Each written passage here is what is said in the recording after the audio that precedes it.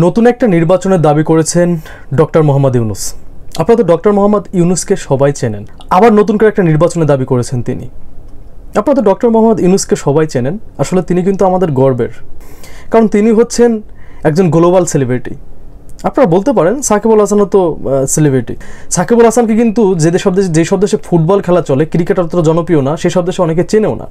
কিন্তু ডক্টর মোহাম্মদ ইউনূস, আমি যতদূর জানি যে তাকে নিয়ে 152টা ইউনিভার্সিটিতে পড়ানো হয় এবং তিনি হচ্ছেন গ্লোবাল সেলিব্রিটি। ডক্টর মোহাম্মদ ইউনূসের মতো সেকেন্ড পারসন বাংলাদেশে আসবে না এবং বিগত সময়েও আসে নাই আমি মনে করি। তারপর তাকে আমরা অনেক সময় অনেকভাবে অপমানিত করছি, তো আপনারা ভালো করে জানেন। হামলা মামলা অনেক কিছু করা হয়েছে তার বিরুদ্ধে। তিনি কান্নাও করছেন, আপনার কোর্ট চত্বর আপনারা দেখছেন, তিনি কান্নাও করছেন। যাই হোক, তিনি কি বলেছেন আমি আপনাদের পড়ে শোনাই। বাংলাদেশে যে সমস্যা চলতেছে, এই সমস্যার সমাধানে নতুন একটি নির্বাচনের দাবি করেছেন ডক্টর মোহাম্মদ ইউনূস। তিনি বলেন, গণতন্ত্রের সব সমস্যার সমাধান দিতে পারে প্রকৃত অবাধ ও সুষ্ঠু নির্বাচন। আমি তার কথায় একমত। আমি জানি আপনারাও এই কথাতে একমত, বিকজ গণতন্ত্রের মেন মজাই হচ্ছে নির্বাচন, অবাধ সুষ্ঠু নির্বাচন। আর এটা থেকে কিন্তু আমরা বঞ্চিত, এটা সবাই জানি। একই সঙ্গে তিনি বলেন, কোঠা আন্দোলনকারীরা কাউকে হত্যা করতে যাননি। ইয়েস, কোঠা আন্দোলনকারীরা কিন্তু হত্যা করে না, আপনারা জানেন। ছাত্রলীগরা যখন হামলা করে তারপরের থেকে তারা কিন্তু ছাত্রলীগের উপর চড়াও হয়, আপনারা সবাই জানেন।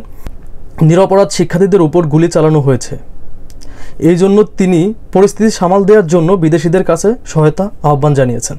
ইয়েস, পরিস্থিতি সামাল দিতে তিনি বিদেশিদের কাছে সহায়তা আহ্বান জানিয়েছেন। এই মুহূর্তে সরকারের এমন কোনো বিশ্বাসযোগ্যতা নেই। তিনি বলেছেন, এর অর্থ এই নয় যে বিদেশিরা আনুষ্ঠানিকভাবে বন্ধুত্বের হাত বাড়িয়ে দিয়ে সমস্যা সমাধান সহায়তা করবে। বাংলাদেশে হত্যাকাণ্ড বন্ধে তিনি বিদেশিদের প্রতি আহ্বান জানিয়েছেন। বাংলাদেশে যে হত্যাকাণ্ড চলতেছে এবং গ্রেপ্তার, এইটার জন্য তিনি সহায়তা চেয়েছেন বিদেশিদের কাছে।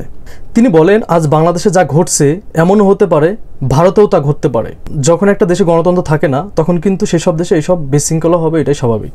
তিনি আরও বলেন, যদি আপনি এখন কথা না বলেন, তাহলে এই দিনকে আপনি ভারত, নেপাল, পাকিস্তান অথবা সার্কভুক্ত অন্যান্য দেশগুলোর কাছে নিয়ে যাচ্ছেন। ভারতের প্রভাবশালীরা হিন্দুকে দেয়া সাক্ষাৎকারে তিনি এসব কথা বলেছেন। আমি বললাম না, সে হচ্ছে একজন গ্লোবাল সেলিব্রিটি। তিনি এই কথাগুলো বলেছেন। আপনারা জানেন যে ফ্রান্সে যে আপনার বর্তমানে অলিম্পিক হইতেছে, তিনি কিন্তু এখানের স্পেশাল গেস্ট, অলিম্পিকের স্পেশাল গেস্ট। যাই হোক, এখন উনি যে কথাগুলো বলেছেন, ডক্টর মোহাম্মদ ইউনূস, উনি যে কথাগুলো বলেছেন, এই কথাগুলো একদম বর্তমান বাংলাদেশের ক্ষেত্রে প্রযোজ্য, আপনারা সবাই জানেন। কারণ বাংলাদেশে এখন এই কথাগুলোর খুবই গুরুত্ব আছে। বাংলাদেশ এখন যে সমস্যার মাঝখানে যাচ্ছে, এই সমস্যার সমাধান হতে পারে একমাত্র একটা অবাধ, সুষ্ঠু, নিরপেক্ষ নির্বাচন। তিনি এটারই আহ্বান জানিয়েছেন।